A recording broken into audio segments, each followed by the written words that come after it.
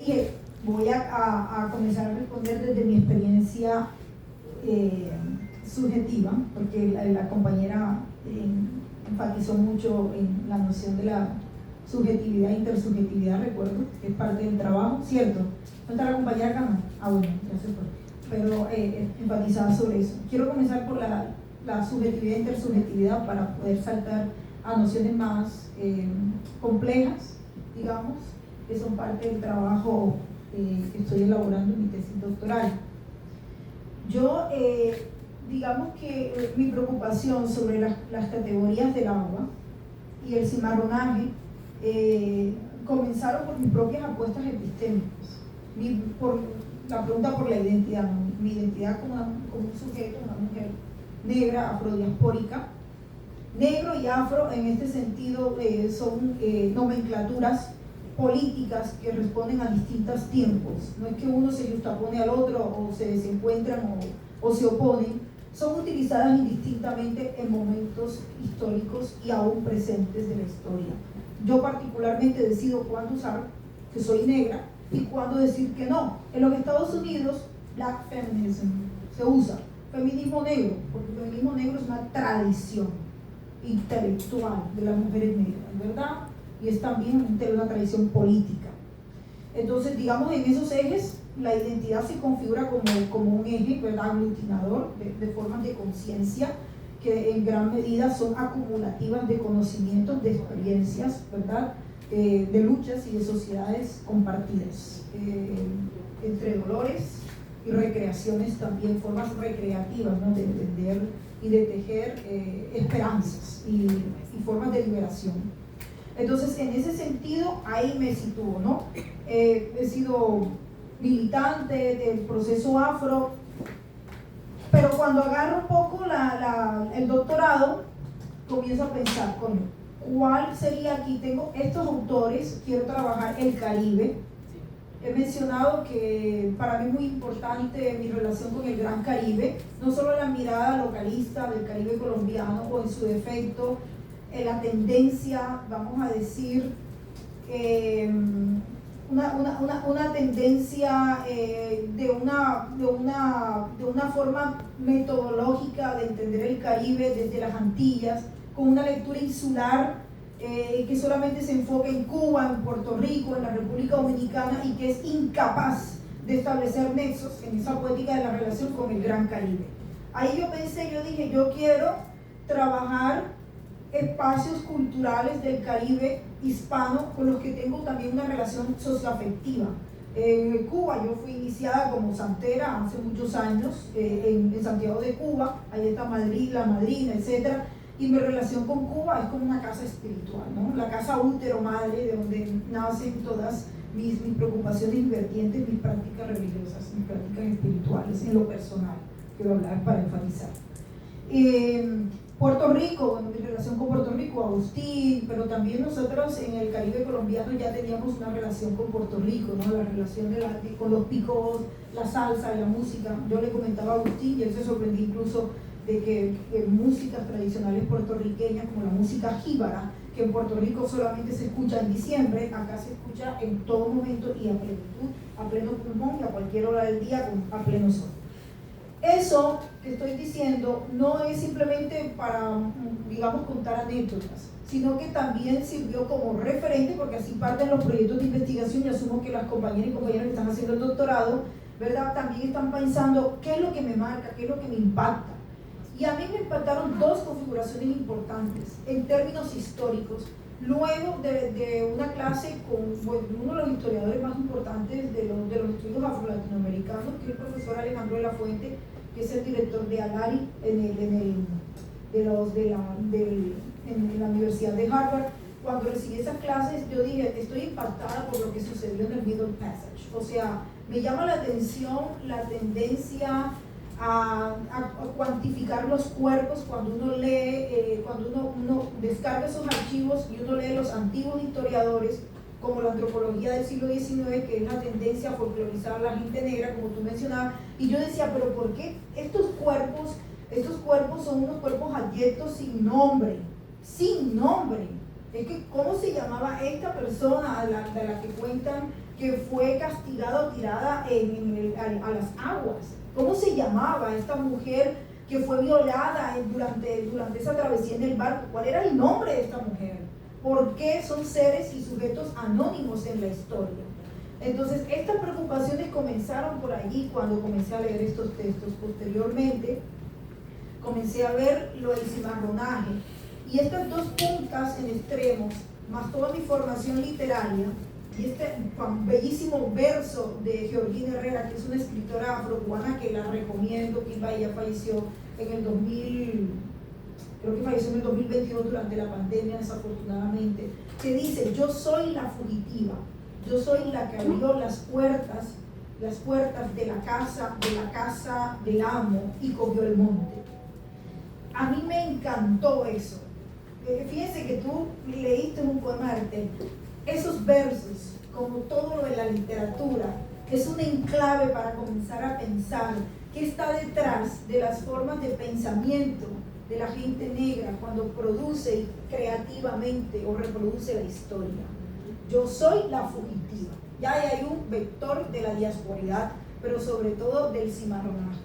La que abrió las puertas de la casa grande del amo, la plantación, y cogió el monte. El monte, vámonos para el monte, para Guarachá. Ella se fue para el monte, ¿verdad? Y el monte, que no deja de ser un espacio espectral, un espacio con una denominación propia, un espacio habitado por los espíritus que esclavizados negros supieron perfectamente con el machete, ¿verdad?, explorar y encontrar, exacto, posibilidades de camino, esos caminos que más tarde, bueno, hicieron, las mujeres negras plantaron en sus cabellos, pero que fueron experiencias de liberación, haciendo una especie como de ecología, ¿verdad?, como ecología exploratoria del medio ambiente que les tocó vivir. Eso me pareció fascinante. Yo quedé así como tú, ¿verdad?, amando, también enamorada, pero amando esas dos lecciones históricas. Para mí es una contención histórica importante y un contrapunto, Middle Passage y cimarronaje. Y pensé, ¿por qué las leemos como si fueran dos historias distintas? ¿Qué es lo que está pasando acá? ¿Por qué Middle Passage suena como que un momento de la colonialidad, de la esclavitud, y de repente el cimarronaje suena como otro momento? ¿Por qué no leerlos continuamente? ¿Por qué no justaponerlos? ¿Por qué no poner un poco el espejo, el ejercicio especular de ponerlas en diálogo? En algún momento se encontraron el pasaje medio con el cimarronaje. Fueron preguntas que yo me formulaba, porque parecía como que en el Middle Passage fue el momento del tránsito, el paso por el agua, y de repente ellos llegaron a las plantaciones a trabajar, y ahí entonces la insurrección. Y entonces en los barcos no pasó nada. Fueron las dos grandes preguntas por las que inicié, y fueron las grandes preocupaciones, y ahí comencé entonces yo a armar la preocupación. Yo dije, bueno, tengo estos, yo quiero trabajar el Caribe colombiano, yo soy caribeña y defiendo, cuando me presento a mis estudiantes en Harvard, es muy raro, ustedes se van a reír, yo llevo el primer día un mapa y digo, yo soy de este país que se llama Colombia, no Colombia.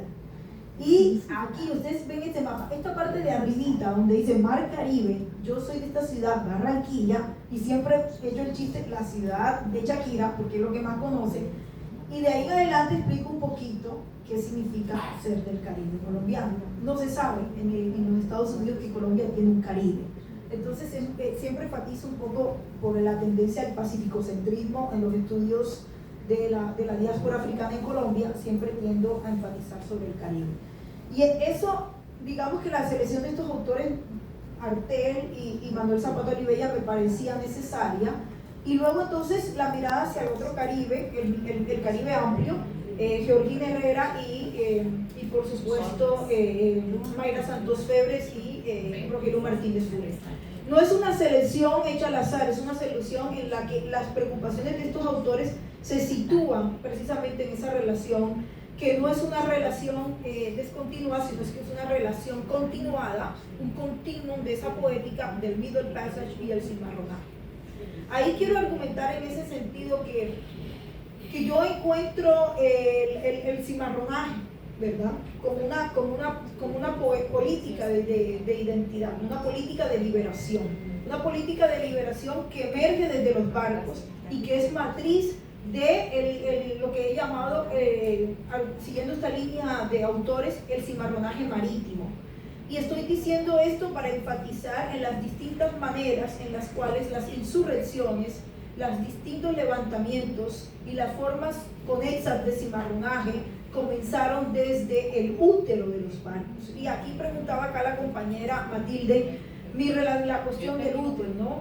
El útero como una matriz, ¿no? Pero una matriz de poder colonial, ¿verdad? Porque el barco se entiende también como una máquina uterina que pare sujetos, sujetos que se convierten increíblemente en el barco, que es un tiempo-lugar no específico, porque cuando se está en el agua, en medio de las aguas, es un tiempo-espacio, una atemporalidad para esas personas africanas.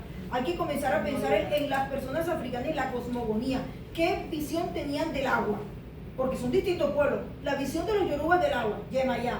Pero había otros pueblos africanos que estaban cercanos al mar. No necesariamente. El mar era un espacio de pánico total. Esa incertidumbre marítima produjo distintas maneras creativas de relacionarse con las aguas. El hecho de suicidarse, ¿verdad? La decisión de suicidarse fue precisamente un argumento y una decisión de una conciencia política y religiosa y espiritual de entender la relación con las aguas como una manera de retornar a la África uterina, al origen, de alguna manera, de volver. ¿Y cuáles fueron esas decisiones? Fueron decisiones tomadas con el aye, que es lo que llaman en el pensamiento yoruba, en la filosofía yoruba, la conciencia, ¿verdad? La capacidad pensante. Entonces, ante la pregunta, ¿estos seres pensaban o no pensaban? Hasta en la decisión de tirarse al agua fue una decisión verdaderamente conllevada, ¿verdad? Por amalgamas y decisiones espirituales, ¿verdad? Pero también quizás conversada en una especie de comunitarismo, ¿verdad? Dentro del espacio claustrofóbico del barco.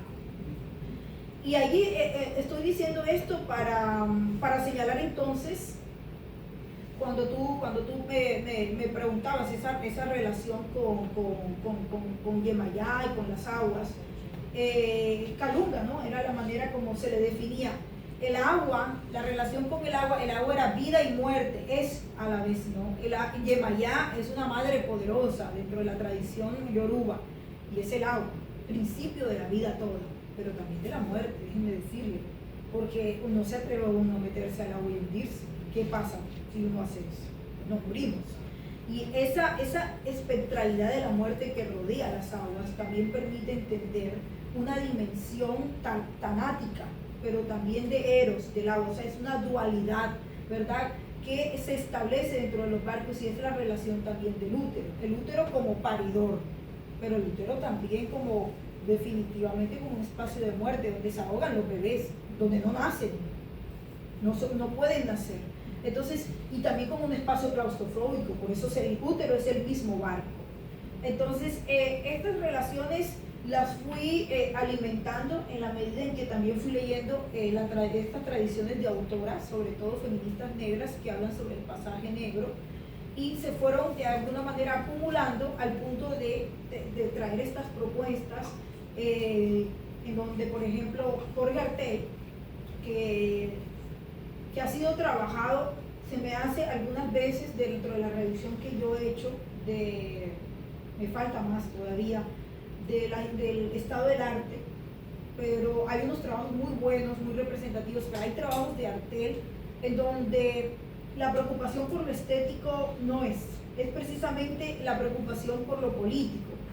Yo trato de articular las dos preocupaciones, porque al Artel tener una conciencia marítima de su relación, ¿verdad?, con una ecología del saber, una forma ecológica de pensamiento, está dictando ya las primeras preocupaciones contra el antropoceno. Ahí hay una preocupación arteliana que se relaciona con las aguas, y es una preocupación ecológica, es una preocupación con lo fluctuante, con el poder que el tambor tiene cuando suena y que se parece al agua, porque es algarabía, produce gozo, emoción, y donde las identidades espirituales, los ancestros conviven, tanto en las aguas como en el tambor. Esa relación metonímica entre tambor y agua se me hace una relación acústica y es una gramática del agua, tanto del tambor como en el mar mismo. Entonces ahí yo veo un Artel absolutamente político. Yo no tengo que demostrar que marchó o que tuvo una relación con los autores, los máximos autores y pensadores del Harlem Renaissance. Yo tengo que demostrarlo en el plano textual. ¿Cómo demuestro que Artel es tan político? No solo en la vida pública, sino en la lectura textual, en la efectivamente textual de su obra literaria. ¿Cómo soy capaz de demostrar ciertas desviaciones, ciertas estrategias literarias, cierta mención a ciertas palabras, ¿verdad? Cierta forma gramatical de elaborar las imágenes que me permiten entender un Artel que complejiza la relación con el mar y que es capaz de tejer incluso relaciones con otros escritores del Gran Caribe, ¿verdad? Sin repetirlos, sin imitarlos, siendo absolutamente original, ¿verdad? Pero también trayendo un nuevo referente a la literatura colombiana que era incapaz de ver el mar más allá del espacio plácido para ir, sobre todo desde la visión andinocéntrica del mundo, el espacio para ir a recrearse durante las vacaciones y tomar el sol.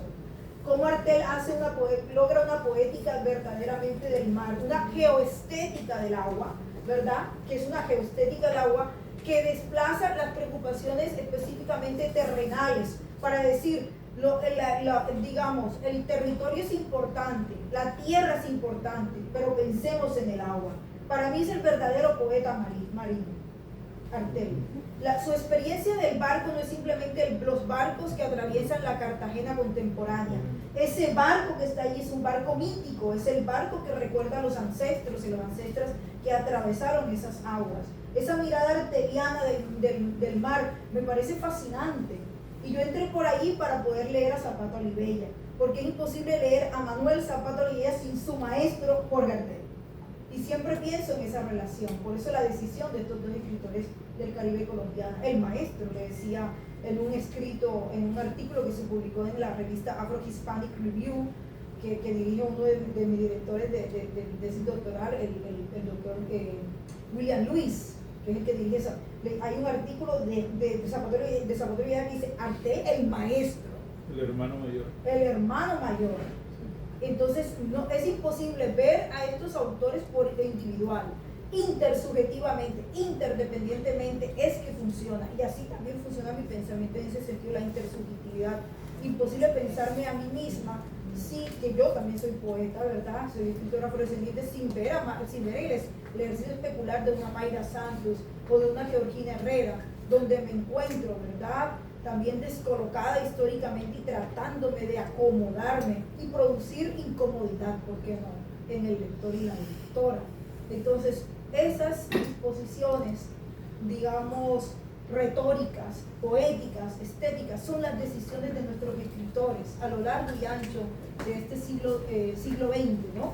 Y que obedecen precisamente a una lectura fenomenológica del pasado, de esa trata transatlántica, esa lectura de los barcos, esa lectura del Middle Passage, esa lectura del cimarronaje, como una expresión contemporánea de una continuidad. Soy cimarrona en este presente, ante la pregunta que me formulaban, si aún me considero, podría ser que sí, ¿no? Ciertas formas de expresiones podrían determinar vectores de cimarronaje, pero la experiencia cimarrona es un presente continuo. ING, como le enseñaban uno en inglés cuando mi inglés era malísimo en la escuela, ¿se acuerdan? Conjugue ING, pero lo único que entiendo yo es que hay una gramática de un presente continuo, y así es que se tiene que conjugar el cimarronaje, en un presente continuo, constantemente, porque el cimarronaje es un proceso, es una fábrica de producción, ¿verdad?, de intelectualidad y de política, pero también de negociación, de transmutación. El cimarrón es un ser hiperdefinido por la modernidad, es un ser que se camufla, que inventa, tiene los poderes y el H de hecho el embara, con su garabato engaña, como en la danza del garabato, ¿se acuerdan de la muerte? Va caminando por las calles y va seduciendo, ¿verdad? Porque es capaz también de hacer eso. El cimarrón no es simplemente un ser furioso, peleándose con la hegemonía blanca. Él puede negociar, él es capaz y tiene el poder de la palabra. Entonces, si eso es la definición de cimarrón y cimarrona, entonces cimarrón. Gracias. Escuchamos ahora al doctor.